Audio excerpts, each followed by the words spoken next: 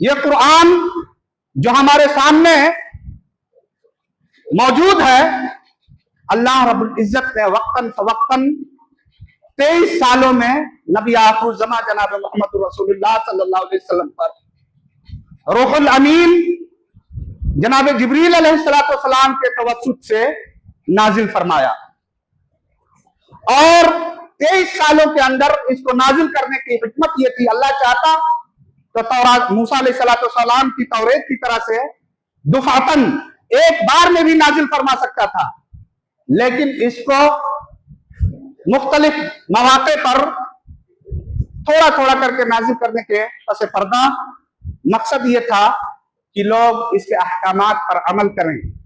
حالات کے ساتھ، واقعات کے ساتھ جب اس کو اللہ رب العزت مربوط کرے گا تو لوگ اس کے واقعات کو، اس کے معانی اور مفاہیم کو، اس کے مطالب کو اچھے طور پہ سمجھیں گے اور